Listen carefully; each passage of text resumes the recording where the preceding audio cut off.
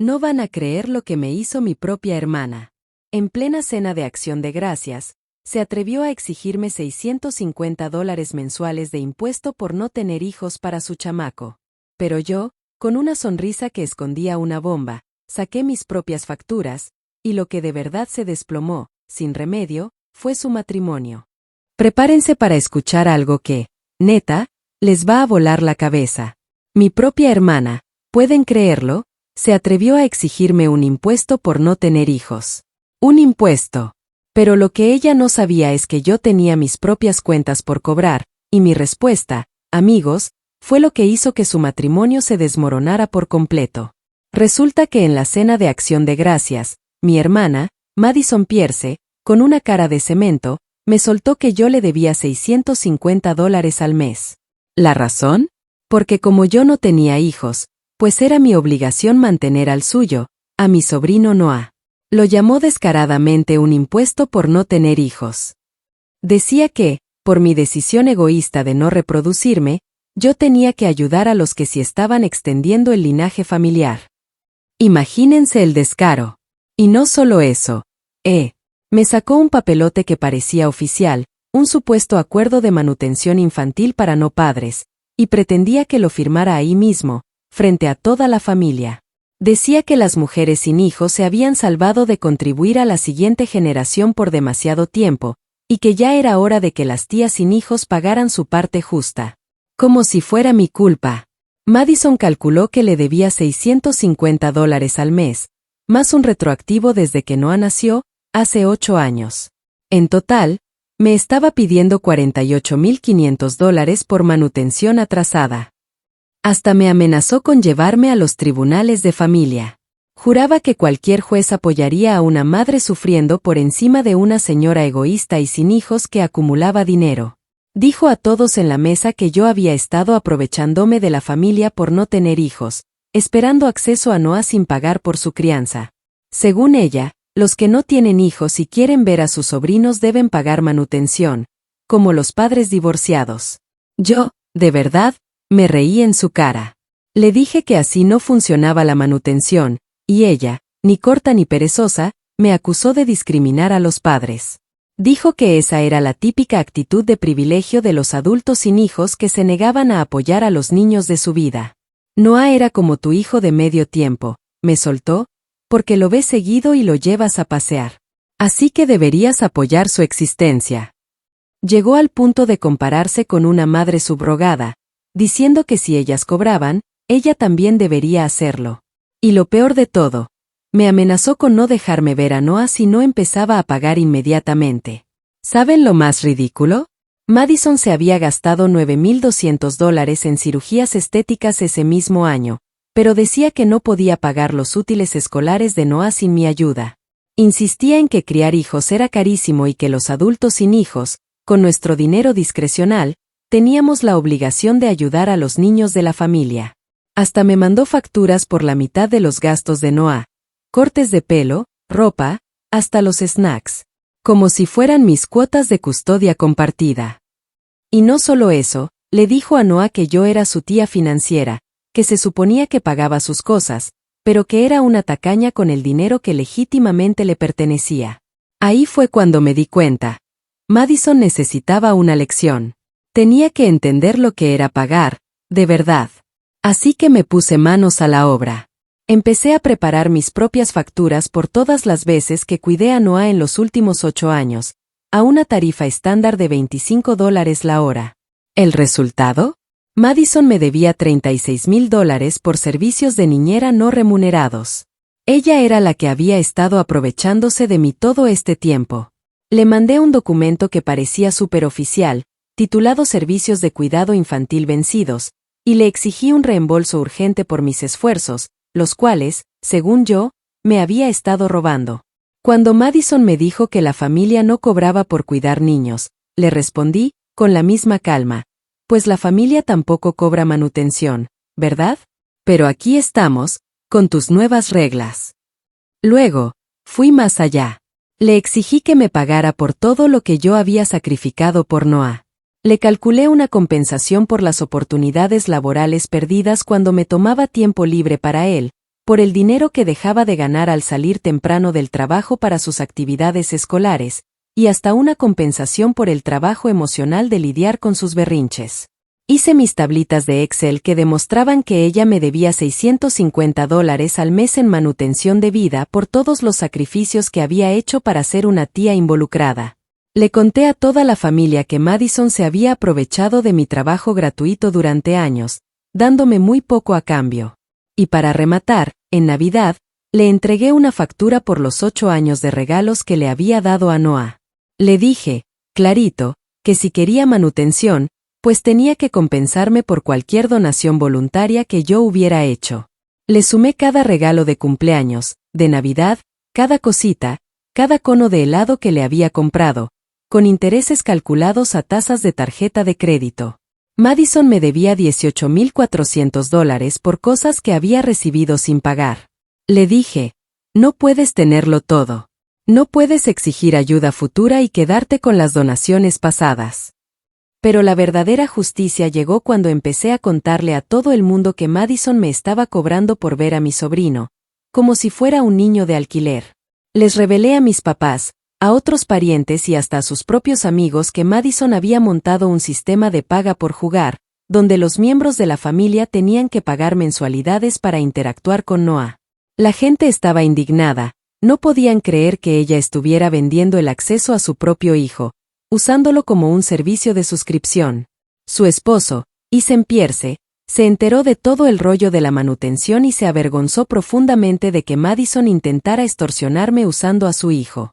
Recuerdo que Ethan agarró a Madison del brazo ahí mismo, en la cocina de mis padres, y la arrastró por el pasillo, pensando que nadie los escucharía. Él estaba rojo como un tomate, la vena de su frente le sobresalía como cuando está realmente enojado. Madison intentó zafarse, pero Ethan la sujetó con fuerza y le dijo algo tan feroz que a ella se le abrieron los ojos de par en par. Yo, mientras tanto, disimulé ayudando a mi mamá a recoger los platos del postre, y todos los demás se hicieron los ocupados con sus teléfonos o empezaron a hablar del clima a todo volumen. Madison gesticulaba con las manos, tratando de explicarse, pero Ethan solo movía la cabeza y le señalaba la puerta principal. Ella le contestó algo que hizo que él cerrara los ojos, como contando hasta 10. Luego, él dijo algo más, y la cara de Madison se puso pálida. Regresaron al comedor, Madison no quiso mirar a nadie, y Ethan les dijo a mis padres que tenían que irse inmediatamente, que había surgido algo. Mi mamá, preocupada, preguntó si todo estaba bien, pero Ethan les agarró los abrigos y casi obligó a Madison a salir por la puerta sin siquiera despedirse bien de Noah. A la mañana siguiente, a las 7:30, sonó mi teléfono. Era Ethan. Su voz se oía rasposa, como si no hubiera dormido en toda la noche, quizás hasta había llorado un poco. Se disculpó muchísimo por lo que Madison había intentado hacer, juró que no tenía idea de que ella estaba tramando este plan loco de manutención. Me contó que se quedó despierto hasta las 3:30 de la mañana, revisando cada cuenta bancaria y cada factura de tarjeta de crédito después de que nos fuimos de la cena de Acción de Gracias. Fue entonces cuando descubrió los $9,200 en cargos de la tienda de cosméticos de lujo del centro, por la que Madison siempre pasaba y miraba con anhelo. Me dijo que Madison le había asegurado que esos pagos eran para los gastos escolares de Noah y para ropa de invierno nueva. Ahora se daba cuenta de que ella le había estado mintiendo durante meses. Su voz tembló cuando me preguntó si le podía enviar copias de todas las facturas que yo había hecho, porque quería saber todo lo que Madison estaba haciendo a sus espaldas. Le prometí que se lo mandaría todo en menos de una hora, y él me dio las gracias 5 veces antes de colgar. 3 días después, me encontré con Ethan para almorzar en una cafetería cerca de su trabajo. Se veía fatal, con ojeras enormes y la camisa ni siquiera bien planchada. Saqué mi laptop y le mostré todas las hojas de cálculo que había preparado. Los 8 años de cuidado de Noah a $25 la hora, cada regalo de cumpleaños y Navidad con recibos. Todas las veces que salí temprano del trabajo para recoger a Noah de la escuela, y el historial completo de las exigencias de Madison, desde ese primer mensaje de texto de hacía 3 meses. Las manos de Ethan temblaban mientras revisaba las cifras, que sumaban más de $36,000 en cuidado de niños y regalos gratuitos. Él comparaba las fechas de los tratamientos estéticos de Madison con las veces que ella me había mandado correos diciendo que no podía pagar las excursiones de Noah o unos tenis nuevos. Me confesó que había estado haciendo turnos extra los fines de semana en el hospital el último año porque Madison insistía en que no les alcanzaba el dinero. Descubrió que todo ese dinero extra que él ganaba iba directo a la cara de Madison, en lugar de las necesidades de su hijo o sus ahorros. Se hundió la cabeza entre las manos y dijo que se sentía un idiota por no haberse dado cuenta de lo que pasaba justo frente a él. 4 días después de Acción de Gracias, estaba preparando la cena en mi departamento cuando alguien empezó a golpear mi puerta tan fuerte que hasta el perro de la vecina se asustó. Me asomé por la mirilla y vi a Madison parada ahí, con los brazos cruzados, la cara roja de furia. Abrí la puerta y ella se metió a mi sala sin pedir permiso. Empezó a gritar que yo estaba intentando destruir su matrimonio dándole a Isen información confidencial y poniéndolo en su contra. Yo mantuve la calma y le dije que esas facturas no eran privadas porque ella misma me había dado documentos oficiales antes. Así que yo simplemente le respondí con mis propios documentos oficiales que probaban lo que ella me debía. Ella gritó que yo estaba siendo rencorosa y malvada, y que no tenía derecho a ir a sus espaldas con Isen. Le aclaré que no fui a sus espaldas, que Isen me había llamado y me había hecho preguntas, y yo simplemente respondí con la verdad y con pruebas, tal como ella había hecho conmigo en la cena de Acción de Gracias, frente a toda la familia. Se me plantó enfrente y me dijo que, si su matrimonio se rompía, sería totalmente mi culpa por ser una bruja egoísta que ni siquiera podía ayudar a su propia hermana. La miré a los ojos y le dije que lo que estaba arruinando su matrimonio era mostrarle a su esposo las mismas facturas que ella me había presentado a mí. Quizás el problema no soy yo, Madison, le dije, sino las mentiras que le has estado contando por meses. Esa misma tarde, mi mamá me llamó, llorando tan fuerte que al principio no podía entender lo que decía. Finalmente se calmó lo suficiente para contarme que Madison había estado en su casa 1 hora antes, acusándome de intentar robarle a Noah, envenenando la mente de Isen con falsedades. Mi mamá dijo que Madison no paraba de decir que yo estaba celosa de su hermosa familia y que intentaba destruirla porque yo era una mujer amargada y sin hijos que quería arruinar la felicidad de todos. Mi mamá confesó que al principio no sabía qué creer, porque Madison parecía muy convencida y angustiada. Pero luego recordó el extraño documento de manutención de Acción de Gracias y supo que Madison no estaba siendo coherente. Le dijo que amaba a sus 2 hijas, pero que la exigencia de manutención de Madison estaba completamente fuera de lugar y que no podía aceptar tal comportamiento bajo ninguna circunstancia. Yo le recalcaba a mi mamá que no tenía ninguna intención de quitarle a Noah o de acabar con el matrimonio de Madison. Solo me negaba a pagar dinero que no debía y le dije la verdad a Isen cuando él me preguntó. Le informé que los problemas de Madison en su matrimonio eran culpa suya por mentir sobre el dinero y por intentar extorsionar a la familia, y que eran el resultado de las decisiones de Madison, no de las mías.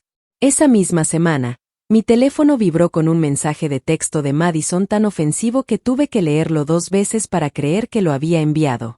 Decía que tenía prohibido ver a Noah a menos que me disculpara por romper su matrimonio y prometiera pagar al menos $275 al mes como manutención de tía, a modo de compromiso. Me puso, si realmente amaras a tu sobrino, estarías dispuesta a ayudarlo económicamente en lugar de ser una bruja codiciosa que guarda su dinero. Me llamó egoísta unas 12 veces en un solo párrafo y decía, Noah se merece algo mejor que una tía que valora el dinero más que a la familia. Tomé una captura de pantalla de todo el mensaje y se lo mandé a Isen sin añadir ningún comentario mío. Me respondió en menos de 7 minutos, diciendo que Madison no podía decidir quién veía a Noah, y que no podía bloquearme de la vida de mi sobrino por negarme a pagar gastos inventados. Me dijo que llevaría a Noah a verme ese sábado, sin importar lo que Madison dijera, porque yo era familia y Noah disfrutaba pasar tiempo conmigo. El sábado por la mañana, Isen llegó a mi departamento con Noah, quien saltó y me dio un gran abrazo, como de costumbre. Pero luego se echó para atrás y me miró con ojos tristes y confundidos, preguntándose por qué su mamá decía que yo ya no quería ayudar a cuidarlo. Se me cayó el alma a los pies y me sentí fatal al darme cuenta de que Madison le había dicho a Noah que yo lo estaba abandonando. Me agaché para quedar a su altura y le dije cuánto lo amaba y que siempre sería su tía. Le recalqué que los adultos no se cobran dinero entre sí para ser familia, porque el amor no funciona así. Le dije que mamá estaba confundida sobre cómo funcionan las relaciones familiares. Le mencioné que cuando los adultos están alterados, cometen errores y dicen cosas que no son verdad, pero que nada de eso era culpa suya y que nada podría borrar lo mucho que yo sentía por él. Me abrazó de nuevo, pareció sentirse mejor y me preguntó si podíamos ir al parque como antes. Llevé a Noah al parque de la cuadra mientras Isen se quedó en mi departamento haciendo llamadas telefónicas. Nos sentamos en los columpios y Noah empezó a hablar de cómo mamá y papá habían estado discutiendo mucho en casa últimamente. Dijo que los oía gritar por la noche después de acostarse, lo que le preocupaba porque nunca antes habían peleado así. Me contó que su mamá no paraba de decirle que yo era egoísta y cruel, pero que él no entendía por qué, ya que yo siempre había sido buena con él, llevándolo a lugares que le gustaban y comprándole helado. Empujé suavemente su columpio y le aseguré que los adultos estaban resolviendo algunos problemas que no tenían nada que ver con él y que no era su trabajo resolverlos. Le dije que, pasara lo que pasara entre los adultos, yo siempre lo amaría y querría pasar tiempo con él, porque era mi sobrino favorito en todo el mundo. Él sonrió un poco y dijo que yo era su tía favorita, lo cual tenía sentido ya que yo era su única tía, y nos reímos juntos. 3 semanas después de Acción de Gracias, mi teléfono sonó con un número desconocido. Cuando contesté, una mujer llamada Brooke Chandler dijo que era la mejor amiga de Madison y necesitaba hablar conmigo sobre todo lo que había pasado. Decidimos almorzar en una sandwichería a medio camino entre nuestros departamentos. Brooke estaba ansiosa cuando se sentó y empezó diciendo que había oído la versión de Madison, pero que también había hablado con mi madre y otros miembros de la familia, y ahora estaba muy preocupada por Madison. Dijo que Madison se había quejado con ella durante meses sobre esta idea del impuesto por no tener hijos, pero Brooke lo había tomado como una forma de Madison de desahogar su estrés financiero. Dijo que nunca se imaginó que Madison intentaría hacerme firmar papeles y pagar dinero de verdad. Después de escuchar lo que realmente pasó en Acción de Gracias y ver cómo actuaba Madison ahora, Brooke expresó su preocupación de que Madison había perdido la noción de lo que era un comportamiento apropiado y lo que estaba completamente fuera de lugar. Brooke Chandler se inclinó y me confió algo sobre Madison que yo no sabía. Afirmó que Madison pasaba horas todos los días en redes sociales comparándose con otras madres que parecían tener vidas, familias y rostros perfectos. Madison empezó a comprar ropa carísima y a agendar tratamientos estéticos para intentar parecerse a las mujeres que veía en línea, y estaba gastando mucho más dinero del que ella y Isen tenían. Brooke Chandler afirmó que Madison le había pedido dinero prestado a ella y al menos a otras 3 amigas el año anterior, usualmente diciendo que Isen estaba siendo tacaño con los fondos del hogar y que ella necesitaba ayuda para cubrir los gastos básicos de Noah. Pero Brooke descubrió que Madison había estado mintiendo sobre su situación financiera todo el tiempo, usando el dinero prestado para financiar su imagen en lugar de las necesidades de su hijo. Brooke Chandler estaba realmente desconsolada cuando dijo que amaba a Madison como a una hermana, pero que no podía tolerar que extorsionara a miembros de la familia por dinero. Y realmente creía que Madison necesitaba terapia profesional para lidiar con su adicción a gastar y su sentimiento distorsionado de derecho a lo que otras personas le debían. Le di las gracias a Brooke Chandler por ser honesta conmigo y expresé mi esperanza de que Madison recibiera el tratamiento que necesitaba. Después de terminar el almuerzo, me quedé un rato en mi coche, reflexionando sobre lo que Brooke Chandler había dicho sobre la fijación de Madison en las redes sociales y sus mentiras a los amigos sobre necesitar dinero. Me entristeció ver que mi hermana se había obsesionado tanto con compararse con estilos de vida falsamente perfectos en Internet que se había convencido a sí misma de que se merecía dinero de todos los que la rodeaban. Pero también entendí que no era mi responsabilidad curarla. Y Madison tenía que enfrentar las repercusiones de sus acciones antes de poder cambiar. El segundo domingo de diciembre, mis padres organizaron su cena familiar semanal, como siempre. Llegué con una cazuela, preguntándome si Madison siquiera estaría allí o si se había ido para evitarme. Llegó con Isen y Noah, pero en cuanto entró y me vio acomodando la comida en la mesa del comedor, su expresión cambió por completo. Eligió una silla en el extremo más alejado de la mesa, lo más lejos posible de mí, y colocó a Noah entre ella y Isen, como si necesitara un escudo. Durante toda la cena, no paraba de hacer comentarios mordaces sobre cómo algunas personas valoraban el dinero más que las relaciones familiares, y cómo la gente egoísta siempre se ponía a sí misma en primer lugar. Añadió que era una lástima cuando las personas olvidaban que se esperaba que los miembros de la familia se ayudaran mutuamente en tiempos difíciles, en lugar de competir. Mi madre intentó cambiar de tema preguntándole a Noah sobre la escuela, pero Madison simplemente continuó, diciendo en voz alta y sin dirigirse a nadie en particular que no podía creer lo frías que podían ser algunas personas con su propia carne y sangre. Mi papá golpeó el tenedor tan fuerte que sonó contra su plato. Y todos se quedaron en silencio. Miró directamente a Madison y le dijo que dejara de actuar como una víctima en ese instante, porque ella era quien había convertido esto en un problema de dinero al exigirme que le pagara manutención. Su voz era áspera y cansada mientras le recordaba que ella había causado esta situación con sus demandas absurdas y manipulaciones. Y que ahora tenía que aceptar la responsabilidad en lugar de comportarse como si todos los demás fueran el problema. La boca de Madison se abrió de par en par, como si no pudiera creer que papá la estuviera confrontando frente a todos. Intentó hablar, pero papá levantó la mano, indicando que no había terminado. Le dijo a Madison que su trato hacia mí había sido cruel e injusto, y que estaba harto de verla intentar hacerme sentir culpable por tener límites. La tensión en la habitación se volvió tan densa que apenas podía respirar. Noah empezó a llorar en la mesa porque los adultos estaban discutiendo. Isen se levantó rápidamente y llevó a Noah al patio trasero, mientras el resto de nosotros permanecíamos en un silencio terrible. Mamá se acercó y le puso la mano en el brazo a Madison, diciendo que querían tener una conversación abierta sobre lo que había pasado. Su voz temblaba, pero era resuelta al afirmar que durante años había permitido la mentalidad de víctima de Madison porque era más fácil que confrontarla. Dijo que presenciar cómo Madison intentaba manipularme y envenenar a Noah contra mí finalmente le había hecho darse cuenta de lo disfuncionales que se habían vuelto las dinámicas familiares. Papá estuvo de acuerdo y dijo que él y mamá habían pensado mucho en este asunto durante las últimas 3 semanas y decidieron que ya no lo arbitrarían más ni me presionarían para que cediera solo para mantener la paz. Mamá miró directamente a Madison y le dijo que la demanda de manutención era irrazonable, que su trato hacia mí había sido duro y que necesitaba aceptar la responsabilidad de sus acciones en lugar de culpar a otros por sus problemas. Dijo que los hábitos de gasto de Madison y sus problemas de derecho eran su responsabilidad, y que la familia ya no podía fingir que todo era normal cuando claramente no lo era. La cara de Madison se puso roja, luego blanca, y empujó su silla hacia atrás con tanta fuerza que rechinó contra el suelo.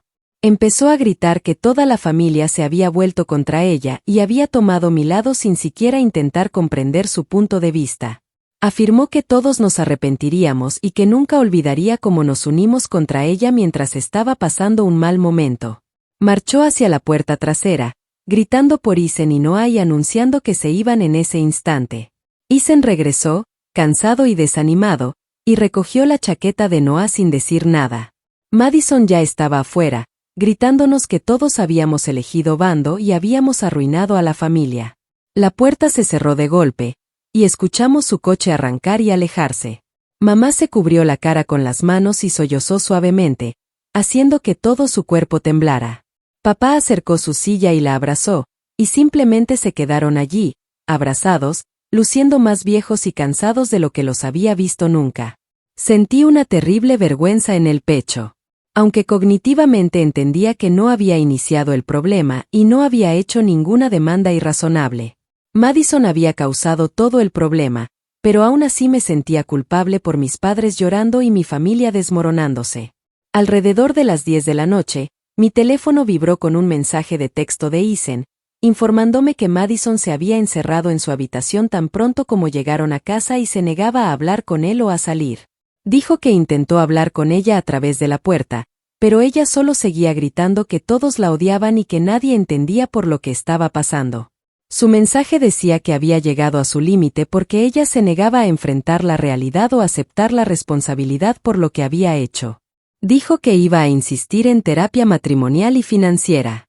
Y si Madison no aceptaba ambas, estaba dispuesto a divorciarse, ya que no podía criar a Noah en un ambiente lleno de engaños y dramas inventados. Se disculpó por todo lo que Madison me había hecho pasar y expresó su esperanza de que nuestra familia finalmente se recuperara de toda esta devastación. Le respondí agradeciéndole por ser justo y le dije que, aunque esperaba que las cosas se arreglaran, entendía si necesitaba tomar decisiones difíciles para protegerse a sí mismo y a Noah. La semana antes de Navidad, Isen llegó a casa de mis padres con Noah y 2 maletas, preguntando si podían quedarse en la habitación de invitados un tiempo. Mamá dijo que sí de inmediato y los ayudó a instalarse, mientras papá y yo intercambiábamos miradas preocupadas en la sala. Isen reveló que le había dicho a Madison que se mudaba temporalmente hasta que ella aceptara recibir tratamiento profesional, y Madison se había vuelto completamente loca. Dijo que ella le había gritado durante horas sobre abandonarla y priorizar a todos los demás por encima de su esposa. A la hora de que Isen y Noah llegaron a casa de mis padres, mi teléfono comenzó a sonar con el número de Madison. Contesté y ella instantáneamente comenzó a gritar tan fuerte que tuve que alejar el teléfono de mi oído. Gritó que yo había arruinado a su familia y le había quitado a su esposo y a su hijo. Dijo que había puesto a todos en su contra y había envenenado la mente de Isen, y que ahora había conseguido exactamente lo que quería, arruinar su vida. Lloraba y gritaba al mismo tiempo, preguntándose cómo podía hacerle eso y por qué la odiaba tanto. Yo mantuve la calma y le informé que Isen había tomado su propia decisión basándose en su conducta, no en nada que yo hubiera hecho. Le dije que ella podía sanar su matrimonio cuando quisiera abordando sus hábitos de gasto y sus problemas de derecho, en lugar de culpar a todos los demás por los resultados de su propio comportamiento. Me llamó con cada término terrible que se le ocurrió y luego me colgó. La víspera de Navidad llegó y yo estaba ayudando a mi madre a preparar nuestra pequeña fiesta cuando sonó el timbre. Papá fue a abrir y encontró a Madison en el porche, exigiendo ver a Noah. Sus gritos resonaron por toda la casa mientras decía que todos éramos culpables de alienación parental, y amenazó con llamar a la policía si no le permitíamos ver a su hijo de inmediato. Gritó sobre sus derechos de madre y nos acusó de arrebatarle a Noah y ponerlo en su contra. Papá se mantuvo firme en la puerta, impidiéndole la entrada, y le informó de manera tranquila que era bienvenida a visitar a Noah, pero no si iba a armar un escándalo o decir cosas negativas sobre los miembros de la familia frente a su hijo. Añadió que si podía calmarse y actuar como un adulto responsable, podía entrar y pasar la víspera de Navidad con Noah. La cara de Madison se desmoronó y comenzó a llorar allí mismo en el porche. Y por primera vez desde que comenzó todo este asunto, sus sollozos fueron genuinos, no fingidos. Sus hombros temblaban mientras se cubría la cara con las manos, llorando como si algo dentro de ella finalmente se hubiera roto. Mamá se acercó a la puerta, acarició suavemente el brazo de papá, y luego pasó junto a él hacia el porche. Colocó suavemente su mano en la espalda de Madison y la invitó a entrar a tomar un té y hablar. Madison asintió sin levantar la vista y dejó que mi mamá la guiara a casa. Mamá la llevó a la cocina y cerró la puerta mientras el resto de nosotros les dábamos espacio. Podía escuchar sus conversaciones a través de la puerta, pero no distinguía las palabras, así que me mantuve ocupada ayudando a Noah a hacer galletas en el comedor. Después de casi una hora, mamá salió de la cocina, agotada, pero esperanzada. Dijo que Madison había aceptado ver a un terapeuta y recibir asesoramiento financiero si Isen consideraba regresar a casa. Dijo que Madison finalmente confesó que tenía un problema y necesitaba ayuda. Madison siguió a mamá fuera de la cocina un minuto después, luciendo más pequeña, como si se hubiera encogido. Tenía los ojos rojos e hinchados, y cuando me miró al otro lado de la habitación, simplemente apartó la mirada rápidamente en lugar de quedarse mirando o decir algo hiriente. Madison entró justo a las 9:30, luciendo diferente de como la había visto en meses. No llevaba maquillaje y su cabello estaba recogido en una simple cola de caballo en lugar de la onda peinada que solía tardar una hora en hacerse. Vestía pantalones y una camiseta sencilla en lugar de los atuendos de lujo que solía insistir en conseguir incluso cuando decía que no podían pagar la comida. Se sentó frente a mí y pidió un café normal en lugar de la bebida especial de $6.50 que tomaba todos los días. Nos sentamos en un silencio incómodo durante un minuto antes de que Madison comenzara a hablar. Explicó que su terapeuta la había ayudado a comprender que su necesidad de manutención infantil provenía de su sentimiento de que estaba fracasando como madre en comparación con todas las madres ideales que veía en línea. Había estado navegando por las redes sociales durante horas todos los días, admirando a mujeres que parecían tenerlo todo: casas hermosas, hijos perfectos, rostros perfectos y estilos de vida ideales. Empezó a creer que si se vestía mejor, compraba las cosas correctas y proyectaba la imagen correcta, se sentiría como una buena madre en lugar de ahogarse. Afirmó que había estado tan preocupada por parecer exitosa que había dejado de estar presente con Noah y de atender sus necesidades. Dijo que cuando me veía vivir mi vida sin hijos y tener dinero para gastar en lo que quisiera, se enojaba y envidiaba en lugar de alegrarse por mí. Se había convencido de que yo le debía algo, ya que había decidido no pasar por las dificultades que ella estaba experimentando. Su terapeuta la ayudó a ver que estaba intentando controlarme y castigarme por vivir una vida diferente, en lugar de lidiar con sus propios sentimientos sobre sus decisiones.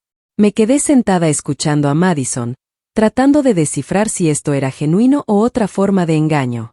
Le dije que entendía lo abrumador que podían ser las elecciones de la vida y compararse con los demás. Respondí: todos luchan con la sensación de no estar a la altura de algún estándar imposible, pero también le informé que intentar hacerme pagar por sus errores nunca funcionaría, y que eso había dañado gravemente nuestra relación. Le dije que necesitaba que se diera cuenta de que yo era la tía de Noah, que lo adoraba y deseaba pasar tiempo con él, pero que no era una cuenta bancaria de la que ella podía sacar dinero cada vez que estuviera ansiosa por dinero. Le dije que, si íbamos a restaurar cualquier tipo de conexión, ella necesitaba aceptar mis límites y mis decisiones en mi propia vida sin culpas, demandas o manipulaciones. Madison estuvo de acuerdo y dijo que su terapeuta había estado trabajando con ella para comprender la diferencia entre pedir ayuda correctamente y hacer demandas con amenazas adjuntas. Afirmó que estaba usando a Noah como un arma para controlarme, lo cual era impropio e injusto para él. Dijo que estaba aprendiendo a articular lo que realmente quería en lugar de causar drama y emitir ultimátums. Charlamos durante unas 3 horas sobre cómo podíamos seguir adelante. Dejé muy claro que nunca le pagaría ningún tipo de manutención, impuesto de tía, o cualquier otro costo ficticio, sin importar cómo lo llamara. Le dije que estaba contenta de pasar tiempo con Noah y ocasionalmente comprarle regalos porque yo quería, no porque le debiera algo. Madison estuvo de acuerdo, diciendo que sabía que la presencia y el tiempo con la familia no podían ser exigidos ni valorados monetariamente. Decidimos empezar con cuidado, con eventos familiares en los que otras personas estuvieran presentes y observar cómo iban las cosas antes de intentar desarrollar un vínculo más fuerte.